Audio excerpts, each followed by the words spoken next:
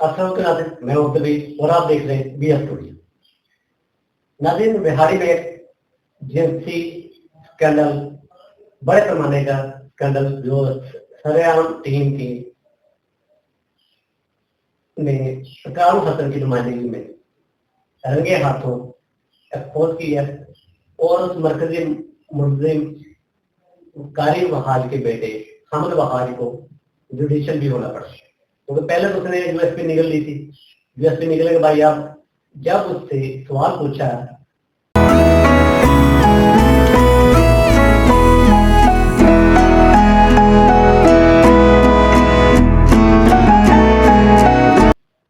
कानून हसन ने कि भाई आपने ये काम क्यों किया, क्या आपको कानून का डर नहीं, क्या आपको अल्लाह का डर नहीं, आपने इतने लोगों की इज्जत से खेला है, आपने इतने लोगों को ब्लैकमेल किया, क्या आपको कानून का कोई डर नहीं। उसने कहा था कानून को मैं, तो उसके अल्फाज थे कि कानून से मैं नहीं डरता, प्लीज मेरे घर की लोंडी है, ये अल्फाज थे हमद वहाज।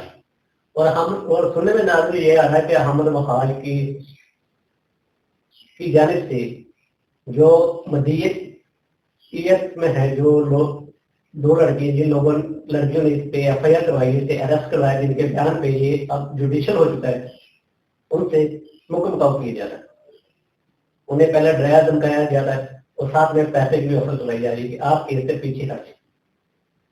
और साथ में नाज़रीन ये भी हमारे सोर्स से हमें पता चल रहा है कि इस केस की तमाम की पैरवी खुद कारी वहाज कर रहा है और उसका बेटा अहमद वहाज, यानी कि हमद वहाज का छोटा भाई इस केस की टोटल पैरवी कर रहा है। वकील से मिलना, जेल में मुलाकात करना और फिर अपने सोर्स से उन लड़कियों को डराना धमकाना कि वो इस केस से पीछे हट जाए, वो अपने जहाँ डर के हटे या पैसा लेके केस से पीछे हट जाए। लेकिन अभी तक लड़कियों की जानिब से कोई ऐसी ऑफर कबूल नहीं की गई।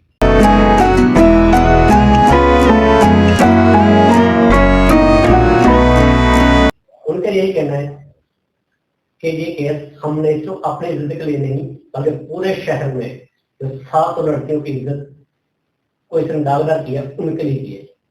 हमारे साथ जो होता है हो जाए, लेकिन इस मरकजी मुलजिम को सजा जरूर होनी चाहिए। उन्होंने उसकी थोड़ी सी तफसीलात एडिशनल सेशन जज यासर हयात के पास जमानत के दरख्वास्त दायर की जाती, जिसमें मरकजी मुलजिम हमद वहाज को की जमानत गिरफ्तारी की दरख्वास्त दायर की गई और जो दरख्वास्त कल जज साहब ने मुअत्तल कर दी।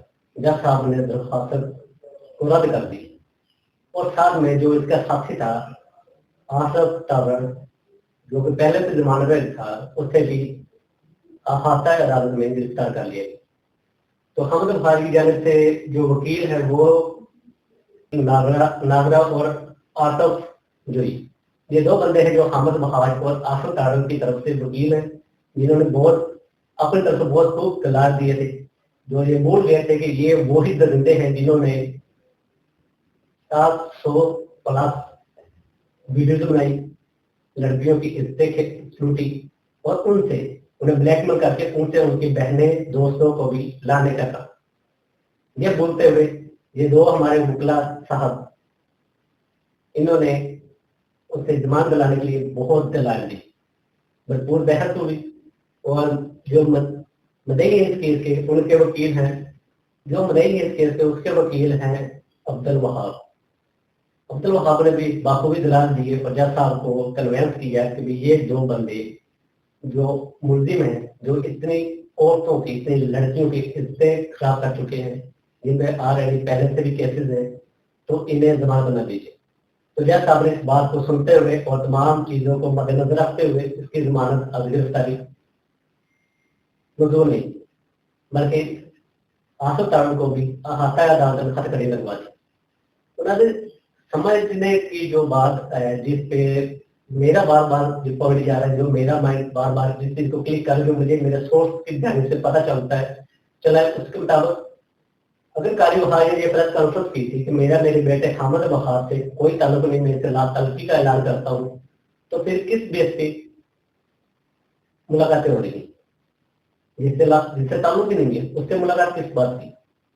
اس کے لیے وکیل ہائر کیا گیا اس لیے اس کے لیے جو مدعی ہے ان سے ڈیل کرنے کی کوشش کی جا رہی ہے اس لیے مسئلوں کے ناظرین قاری مفاد خود اس چیز کے میں ملوث ہے اور میرا خود میں نے اپنے سورس سے جب پتہ لگوانے کی کوشش کی تو مجھے یہ کچھ دوستوں کی جانب سے یہ پیغام پہنچایا گیا کہ بھائی کیا کرو گے آپ اس کیس کو اتنا پھیلانے کے لیے بہتر ہے آپ کیس سے پیچھے ہٹیے. اگر لوگ اس بات کو بھول چکے ہیں لوگ اس پہ بات نہیں کرنا چاہتے تو مہربانی کریں آپ بھی خاموش رہیں یا تو آپ یہ بتا دیں کہ آپ کس کے کہنے پہ یہ کام کر رہے ہیں.